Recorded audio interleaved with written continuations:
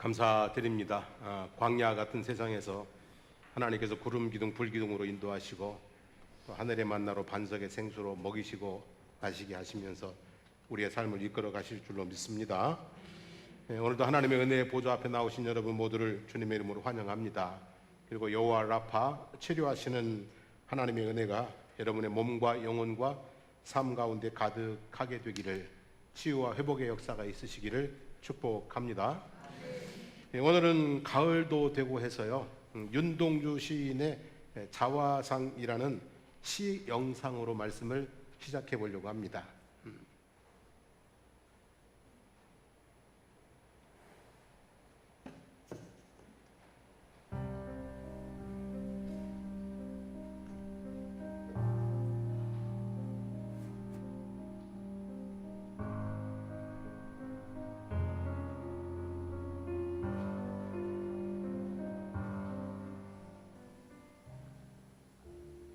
자화상 윤동주.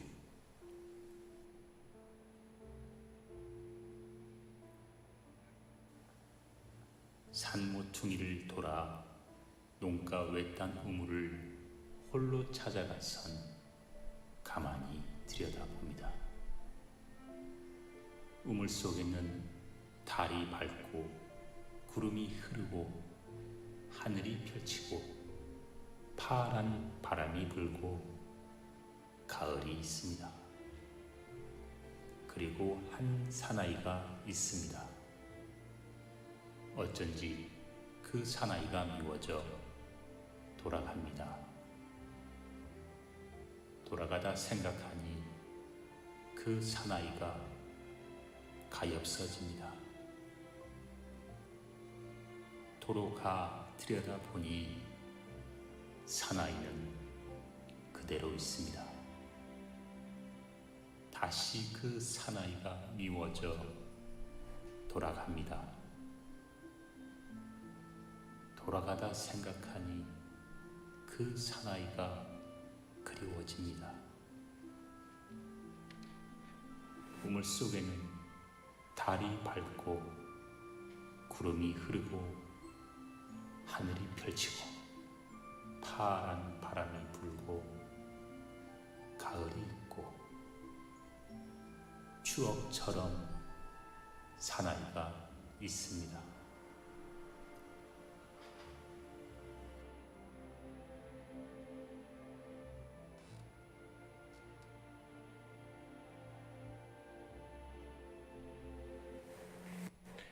이제 공감이 좀 가십니까? 저는 좀 격하게 공감이 되는데요. 하늘을 우러러 한 점 부끄러움 없이 살려고 애써왔건만 어쩐지 미워지고 달리 생각하니 가엾고 다시 생각하니 그리워지는 자화상, 아마 많은 분들이 공감하는 자화상이 아닐까 싶습니다. 얼마 전 그 빈센트 반 고흐의 36번째 자화상이 발견이 되어서 화제가 되었습니다. 고흐의 작품 전시회를 준비하다가 농부의 여인의 초상이란 그림을 뒤집어 엑스레이 상으로 상태를 살피던 중에 판지 아래 숨겨져 있는 고흐의 자화상을 발견했다고 합니다. 뭐 낡은 그림 한 장이 그리 호들갑이겠냐 하겠지만은요, 이 고흐는 그런 특별한 사람입니다. 고흐가 걸쳐간 지역마다 지금 고흐 때문에 살고 있는, 밥 먹고 살고 있을 정도로 대단한 인물입니다. 고흐는 10여 년간 40여 점 이상의 자화상을 그렸다고 합니다. 그리고 동생 테오에게 보낸 편지에서 자화상들은 일종의 자기 고백과 같은 거야 라고 말했다고 합니다. 그래서 고흐의 자화상들은 단순히 자신의 겉모습을 그린 것이 아니라 불안하고 고통스러운 자신의 정신세계를 반영한 것이라고 평가가 되고 있습니다.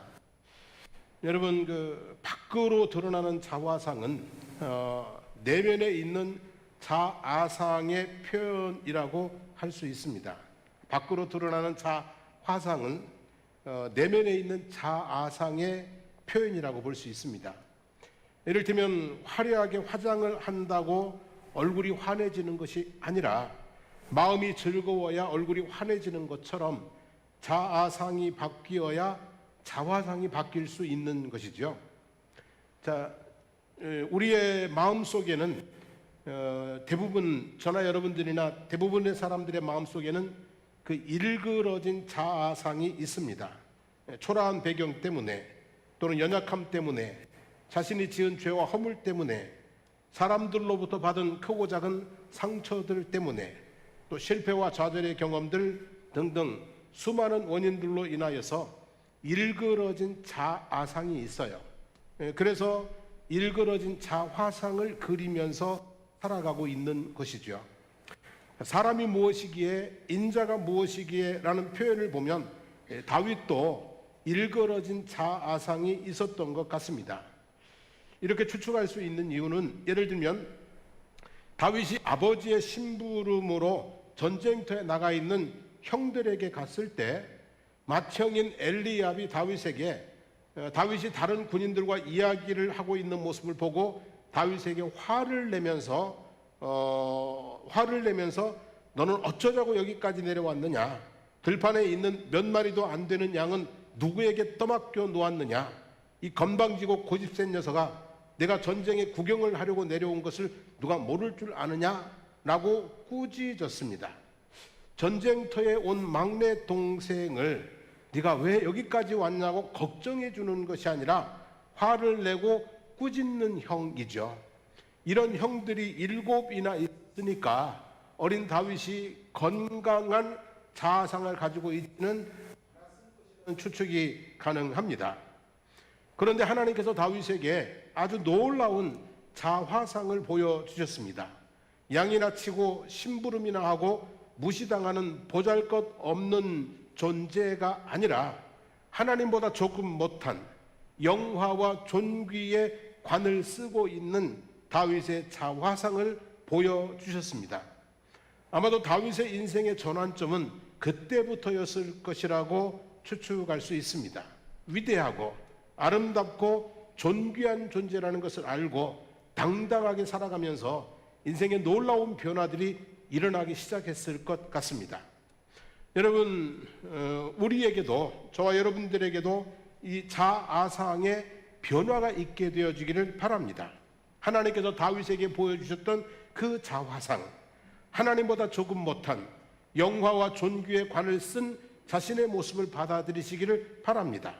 그래서 건강한 자아상을 회복하고 멋진 자화상을 그려나가는 복된 인생 되어지기를 축복합니다. 자, 변화를 위해서는 뭐가 필요할까요? 변화를 위해서는 뭐가 필요할까요? 밥을 먹기 위해서는 뭐가 필요할까요? 밥이 필요하죠. 변화를 위해서는 변화가 필요합니다. 생각의 변화, 그리고 삶의 방식의 변화 없이 인생의 변화는 없습니다. 그래서 하나님께서 보여주신 자화상을 따라서 우리의 삶의 방식의 변화가 일어나야, 그래야 우리의 자아성도 변하고 자화상도 변화지는 놀라운 은혜가 있게 될 줄로 압니다. 그래서 이 세 가지 관계에서 삶의 방식의 변화를 생각해 보려고 합니다. 첫째는 하나님과의 관계 속에서의 삶의 방식의 변화입니다. 하나님 앞에서 우리는 어떻게 살아야 되는가? 우선 저는 감사하며 살아야 된다고 생각합니다. 하나님 앞에 어떻게 산다고요? 감사하며 살아야 된다. 물론 때로는 사람으로 태어나 산다는 것이 고단하다는 생각이 들 때도 있기는 합니다. 하지만 달리 생각해 보면 나무로 태어나서 천연기념물 될 때까지 비바람 눈보라 맞으며 살지 않으니 감사하지 않습니까? 소로 태어나서 풀만 씹다가 가죽은 가방이나 구두 되고 살은 고기가 되고 뼈는 곰탕으로 사라지지 않으니 또 감사하지 않습니까? 천사로 태어나서 사랑도 못 해보고 살지 않으니 감사하지 않습니까? 사람으로 태어나서 적당한 기간 좋은 것 먹고 마시고 입고 사랑하고 사랑받고 살아가는 것이 어찌 감사하지 않습니까? 하나님보다 조금 못하게 하시고 영화와 존귀로 관을 씌워 주셨으니 또 얼마나 감사합니까? 때로는 삶이 고단하고 힘들지라도 이 고단한 인생 끝날 소망이 있다는 것 때문에 또 감사할 수 있지 않겠습니까?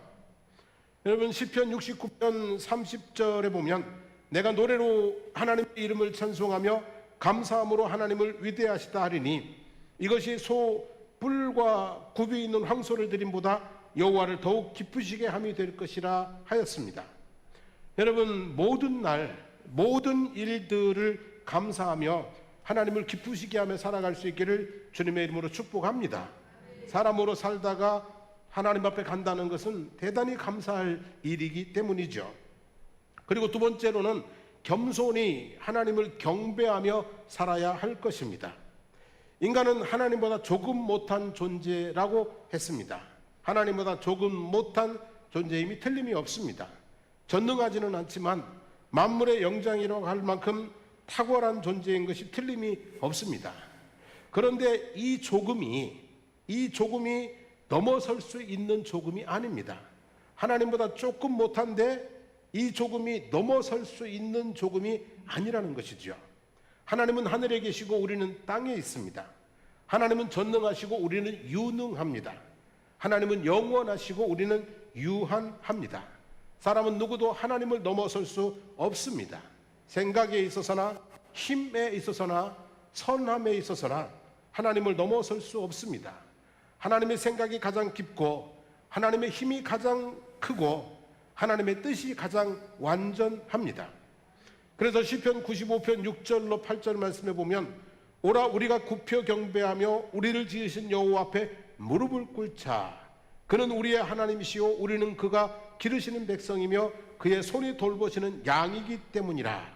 너희가 오늘 그의 음성을 듣거든 너희는 무리바에서와 같이 또 광야의 마사에서 지내던 날과 같이 너희 마음을 완악하게 하지 말지어다 라고 했습니다.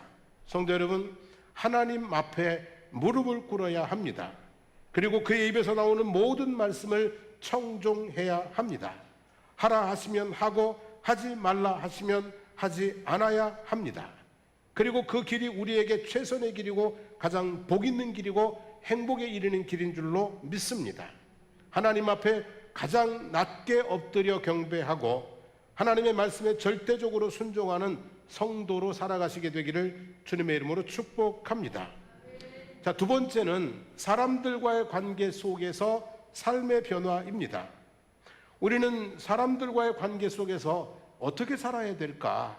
많은 것들이 있겠지만 한마디로 말하면 사람을 귀하게 여기고 살아야 됩니다. 사람을 어떻게 여기고 살자고요? 사람을 귀하게 여기고 살아야 됩니다. 왜 그렇게 살아야 되냐면 그도 나와 마찬가지로 하나님보다 조금 못한 존재로 만들어졌고 하나님께서 씌워주신 영화와 존귀의 관을 쓰고 있기 때문입니다. 인간적인 눈으로만 사람을 보지 않으시기 바랍니다. 하나님의 눈으로 볼 수 있기를 바랍니다.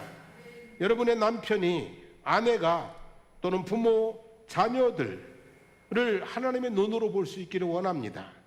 여러분의 이웃들을 그의 신분의 높고 낮음을 떠나서 여러분 주위에 있는 모든 사람들을 하나님의 눈으로 볼 수 있기를 바랍니다.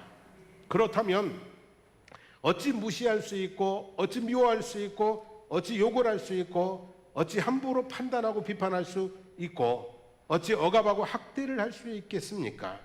부디 사람을 귀하게 보시기를 주님의 이름으로 부탁을 드립니다. 미국의 오하이오주에 거대한 농장을 가진 사람이 있었습니다. 많은 일꾼들이 필요했습니다. 그러던 어느 날 아주 멀쓱하게 생긴 청년이 와서 먹여주고 재워주기만 하면 열심히 일을 하겠다고 해서 머슴으로 채용을 했습니다. 그리고 창고 한켠에 있는 구석진 방도 제공을 했습니다. 청년은 아주 열심히 성실하게 일을 했습니다. 이렇게 성실하고 멋진 청년에게 주인의 외동딸의 마음이 움직였습니다. 둘의 관계가 깊어졌습니다. 사랑에 빠졌습니다. 이를 알게 된 주인은 머슴 주제에 감히 내 딸을 넘봤다고 해서 청년을 그냥 사정없이 몽둥이로 두들겨 팼습니다. 청년은 간신히 목숨만 건져서 도망쳐 나왔습니다. 그로부터 35년 후에 제임스 아브람 가필드가 미국 제20대 대통령으로 취임하게 되었습니다. 어느덧 나이 많아 늙은 농장 주인이 오래된 창고를 개조하기 위해서 구석진 방을 치우던 중에 오래전 그 청년이 가지고 왔던 짐 가방을 발견했습니다. 그 안에 청년이 가지고 있던 낡은 가죽 성경책이 있었는데 성경책 표지를 딱 열어보니까 거기에 이름이 쓰여 있었습니다. 그 청년의 이름은 제임스 아브람 가필드였습니다. 여러분, 사람을 귀하게 여기지 못함으로 대통령 사위를 볼 수 있는 기회를 놓쳐버린 거죠. 사람을 귀하게 보았다면 참 특별한 은혜가 있었을 것인데요. 신명기 14장 29절에 보면 너희 중에 분깃이나 기업이 없는 레위인과 내 성중에 거류하는 객과 및 고아와 과부들이 와서 먹고 배부르게 하라. 그리하면 내 하나님 여호와께서 내 손으로 하는 범사에 내게 복을 주시리라 그랬습니다. 여러분, 이렇게 객과 고아와 과부들, 하나님의 눈에 귀한 자들인데 사람의 눈에 천하다고 함부로 여기지 말라는 것이죠. 사랑하는 가족이나 귀한 손님을 대접하듯이 그 사람들을 배부르게 먹게 해주라는 것입니다.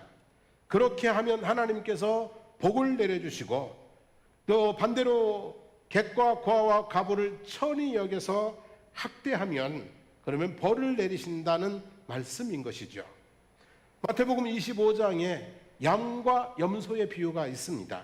줄인 자, 목마른 자, 나그네 된 자, 헐벗은 자, 병든 자, 옥에 갇힌 자 등 지극히 작은 자들까지 귀하게 여기고 섬긴 사람들이 천국에서 큰 자가 된다. 귀한 자가 되어서 영생에 들어가게 된다. 하지만 그들을 천히 여겨서 무시하고 그리고 냉대한 사람들은 영벌에 들어가게 된다라는 말씀이 기록이 되어져 있습니다.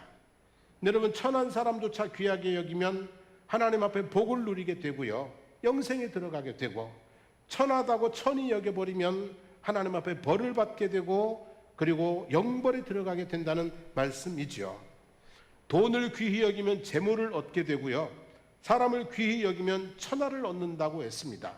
근데 성경은 천하만이 아니라 하나님의 복과 영생까지 얻는다고 합니다. 성도 여러분, 부디 사람을 어떻게 보자고요? 귀하게 여기시기를 원합니다. 하나님보다 조금 못한 사람들입니다. 다 나름대로 영화와 존귀의 관을 쓰고 있는 사람들입니다. 내 눈에 천하다고 보인다고 천한 사람들이 아니라는 것. 그래서 모든 사람들을 우리가 남녀노소 빈부귀천을 떠나서 귀하게 볼 수 있는 마음, 귀하게 대해줄 수 있는 마음이 있으면 여러분의 삶 가운데 큰 복이 임하게 될 줄로 믿습니다. 세 번째는 자기 자신에 대한 삶의 방식의 변화입니다. 자기 자신에 대한 삶의 방식의 변화인데요, 그것은 열등감을 버리고 자존감을 가지고 당당하게 최선을 다해서 살아가는 것입니다. 내 속에 있는 무엇을 버린다고요? 열등감을 버리고 그리고 하나님이 주신 자아상을 따라서 당당하게 살아가는 거예요. 세상에 어떤 사람도 완전한 사람은 없습니다. 정도의 차이는 있지만 부족한 구석이 누구에게나 있습니다. 이것이 대부분의 사람들에게 열등감으로 작용하게 됩니다. 그런데 열등감은 나 같은 것이 무엇을 할 수 있어? 라는 부정적인 생각으로 우리 속에 있는 잠재력을 파괴시켜 버립니다. 열등감은 나는 돈도 없는데 배우지도 못했는데 성격도 소심한데 키도 작은데 얼굴도 못났는데 라는 부정적인 생각으로 우리의 꿈을 꺾어버립니다. 열등감을 가진 사람은 자신의 존재를 사람들 앞에 드러내기를 꺼려하기 때문에 대인관계를 해치기도 합니다. 열등감은 참 무서운 것입니다. 저에게도 어릴 적부터 열등감이 있었습니다. 친구들에게 놀림을 당하고 그리고 키는 작고 얼굴은 별로고 집안도 별로고 정말 그래서 열등감이 많았습니다. 저는 장가도 못 갈 줄 알았습니다. 근데 저를 좋아해 주던 여인들이 좀 있었고요. 그 중에 또 저희 아내를 만나서 결혼해서 아이들 둘 잘 낳아서 키우고 또 이렇게 목회도 하고 있으니 그때 제가 가졌던 열등감이 참 쓸데없는, 그저 쓸데없는 열등감에 자기 스스로 족쇄를 채우고 살았던 그런 젊은 시절들이 있었습니다. 여러분, 쓸데없는 열등감에 사로잡히지 않으시게 되기를 원합니다. 이 열등감의 족쇄를 풀어버리고 열등감을 극복하시고 새로운 삶을 향해 하나님 앞에 나아갈 수 있기를 주님의 이름으로 축복합니다. 열등감을 치료하지 못하면은요, 성공한다고 해도 아주 큰 문제를 일으키는 사람이 될 수 있습니다. 이를테면 엘리사 선지자를 생각해 보십시다. 엘리사 잘 알고 계시죠? 선생 엘리야를 끝까지 쫓아서 갑절의 영감, 갑절의 능력을 받은 사람입니다. 그런데 엘리사에게는 신체적인 핸디캡이 있었습니다. 뭐냐면 머리카락이 없었습니다. 다른 표현으로 하면은 대머리였습니다. 그런데 엘리사가 베델로 올라가는데 성읍에서 나온 어린 아이들이 엘리사 뒤를 따라오면서 대머리여 올라가라, 대머리여 올라가라 하고 계속 조롱을 해댔습니다. 순간 화를 참지 못하고 뒤를 돌아보며 여호와의 이름으로 저주를 내렸습니다. 그러자 즉시 숲에서 암곰 2마리가 나와서 아이들을 사정없이 찢었습니다. 그때 죽은 아이들 숫자가 42명이 찢겨 죽었습니다. 능력은 받아서 말에 힘은 있습니다. 그런데 이 신체적인 핸디캡, 이 열등감을 극복하지 못하니까 42명의 아이들을 죽게 했다라고 하는 거예요. 뭐 머리 없으면 없는 대로 살면 되지, 그거 너무 예민하지 않게 되기를 원합니다. 머리카락이 없는 거지 머리가 없는 것은 아니지 않습니까, 여러분? 눈이 작다고 너무 예민하게 신경 쓰지 않으시기를 원합니다. 눈을 크게 하나 작게 하나 보이는 건 똑같습니다. 여러분, 그렇죠. 사람이 그런 거예요. 그래서 너무 신체적인 또는 삶의 환경이나 배경 때문에 열등감 속에 살지 않으시기를 주님의 이름으로 축복합니다. 자, 알프레드 아들러라고 하는 위대한 심리학자가 있습니다.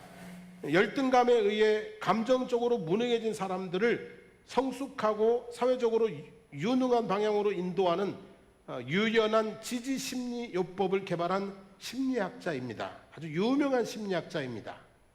이 알프레드 아들러는 부유한 집안의 둘째 아들로 태어났는데 어린 시절에 병을 앓아서 곱사등이 되고 말았습니다. 이와 같은 신체적인 핸디캡은 그를 심한 열등감에 시달리게 했습니다. 그는 초등학교 4학년 때까지 신체적인 핸디캡 때문이 아니라 지나친 열등감 때문에 친구들에게 바보 취급을 받았습니다. 신체적인 핸디캡이 아니라 지나친 무엇 때문에요? 열등감 때문에 친구들에게 바보 취급을 당했습니다. 이제 사진 넘겨도 돼요? 그의 상태가 얼마나 심각했는지 선생님이 그의 아버지를 불러서 아들러는 더 이상 학교에 보내지 마시고 될 수 있는 대로 빨리 구두 닦는 기술을 가르쳐 주시는 것이 어떨까요? 그 편이 아드님에게 더 나을 것 같은데요 라고 충고를 할 정도였습니다. 그때 아들러의 아버지는 대답하기를 저도 선생님의 생각에 동의합니다. 하지만 구두 수선을 시키더라도 초등학교는 졸업을 시켜야 하지 않겠습니까? 그냥 졸업만 할 수 있도록 제발 좀 봐주십시오 라고 했습니다. 그래서 아버지의 고집으로 아들러는 가까스로 초등학교를 계속 다닐 수 있었습니다. 그런 그가 4학년 때의 일이었습니다. 선생님이 칠판에다가 수학 문제를 적어놓고 풀어볼 사람 손들어 그랬습니다. 많은 아이들이 손을 들었습니다. 그런데 놀라운 것은 맨 뒤에 앉아서 늘 꽂아놓은 보릿자루처럼 앉아만 있던 아들러가 엉거주춤 손을 들고 그 자리에서 일어났던 것입니다. 이 아들러가 처음으로 자기가 해보겠다고 손을 들고 일어선 겁니다. 입학해서 4년 동안 말이 없이 골찌만 하던 아들러가 수학 문제를 풀겠다고 일어선 것입니다. 아이들이 모두 다 막 난리가 났습니다. 하하호호 막 난리가 났습니다. 아들러가 하겠대 막 난리가 났습니다. 하지만 선생님은 아들러에게 놀라운 일이잖아요. 그래서 기회를 줬어요. 그래 아들러 네가 한번 나와서 풀어봐라 그랬어요. 근데 아들러가 앞에 나가서 멋지게 문제를 풀고 제자리로 돌아왔습니다. 아들러는 그날부터 천재적인 기질을 발휘하기 시작을 했답니다. 마침내 세계를 놀라게 하는 위대한 뭐가 됐어요? 심리학자가 되었던 것입니다. 여러분 어떻게 이런 일이 일어났습니까? 수학 문제 하나 풀면서 그 속에 깊이 박혀 있었던 열등감이 씻겨지기 시작한 겁니다. 그래서 열등감이 씻겨져 나가니까 자신감이 붙으면서 인생의 형통파도를 달릴 수 있게 되었던 것이죠. 여러분 수학 문제 하나가 전환점이 될 수 있는데 저와 여러분들에게는 전능하신 하나님이 계시지 않습니까? 여러분들에게 전능하신 하나님이 계시지 않습니까? 하나님이 그려주신 자화상이 있지 않습니까? 하나님보다 조금 못하고 영화와 존귀로 관을 씌워주신 여러분들의 자화상이 있지 않습니까? 여러분 그 모습을 바라볼 수 있기를 원합니다. 나와 함께 계신 하나님, 그리고 나를 정말 멋지고 귀하게 보시는, 평가하시는 하나님, 그 하나님을 보시면서 여러분들의 마음을 짓누르고 있는, 여러분들의 삶을 족쇄처럼 얼고매고 있는 그 열등감에서 벗어날 수 있게 되기를 원합니다. 자신감 가져도 됩니다. 여러분 조금은 교만해도 괜찮습니다. 하나님은 그렇게 살 수 있도록 우리를 만들어 놓으신 줄로 믿습니다. 마가복음 9장 23절 말씀 같이 한번 읽어볼까요? 할 수 있거든이 무슨 말이냐? 믿는 자에게는 능히 하지 못할 일이 없느니라 했어요. 빌립보서 4장 13절 말씀도 읽어보겠습니다. 내게 능력 주시는 자 안에서 내가 모든 것을 할 수 있느니라 그랬습니다. 여러분 믿으십니까? 하나님을 믿으십니까? 하나님이 여러분을 사랑하시는 것을 믿으십니까? 평생 함께 하시는 것을 믿으십니까? 그러면 그 하나님과 함께 할 수 있거든이 무슨 말이냐? 믿는 자에게 능치 못한 일이 없느니라. 그 역사가 있게 되어질 줄로 믿습니다. 우리 안에 예수 그리스도가 함께 하십니다. 그래서 주 안에서 우리가 모든 것을 다 감당하고 마침내 멋진 인생 살게 될 줄로 믿습니다. 이제 이 믿음으로 여러분 거룩한 자화상을, 또 하나님이 보여주신 멋지고 아름다운 자화상을 새롭게 써나 그려나가는 새로운 인생 되어지기를 주 예수 그리스도의 이름으로 축복합니다. 아멘. 우리 함께 찬송하고 기도하겠습니다.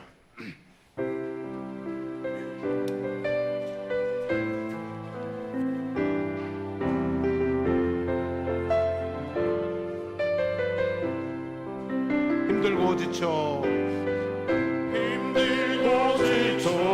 낭만하고 넘어져 일어날 힘 전혀 없을 때에 조용히 다가와 손잡아 주시며 나에게 말씀하시네. 나에게 실망한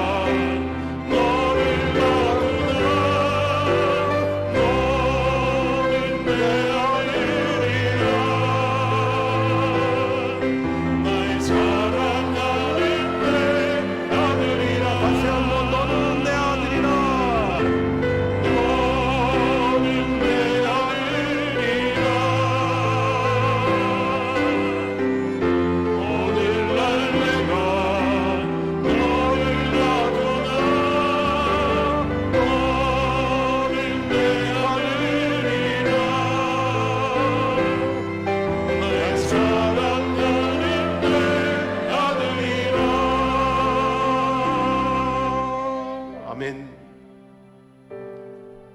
오늘 주의 말씀에 귀 기울여 보기를 원합니다. 하나님보다 조금 못하게, 그리고 영광과 존귀로 관을 씌워주신 나의 모습을 보기를 원합니다. 그리고 너의 모습도 보기를 원합니다. 그래서 우리가 자신에 대해서는 열등감을 극복하고 자신감을 가지고 당당하게, 그리고 이웃에 대해서는 그 사람도 너무나 귀한 사람임을 알고 존중하고 사랑하고 섬기며 살아가는 그런 삶을 한번 고백해 보기를 원합니다. 우리 한번 주여 부르고 말씀 붙들고 기도하겠습니다. 주여, 살아계신 하나님 아버지 고맙습니다. 감사합니다.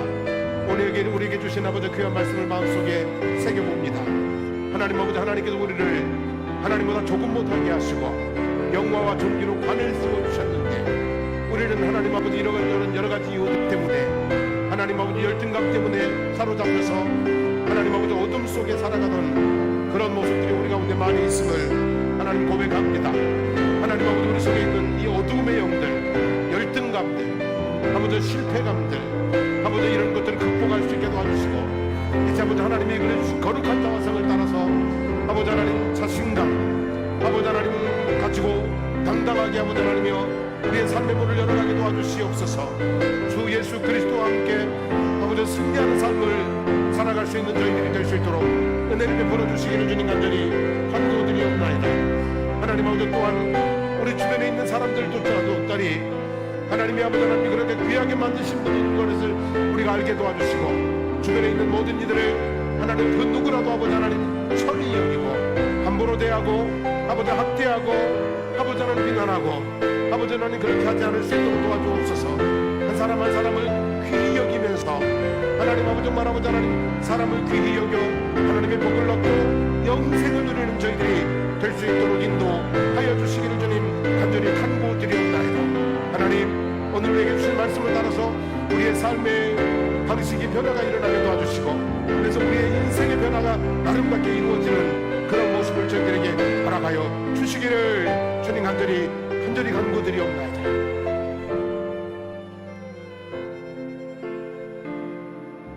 하나님, 오늘 주신 말씀 따라서 우리의 생각이 바뀌게 하시고 삶의 태도가 바뀌게 하시고 인생이 바뀌게 하여 주시옵소서. 하나님 앞에는 겸손히, 정말 겸손히 엎드려 경배하는 우리의 모습이 되게 하여 주시기를 원합니다. 주님 말씀하시면 그 말씀 따라 순종하며 살아가는 믿음의 사람, 순종의 사람 되게 하여 주시기를 간절히 간구드립니다.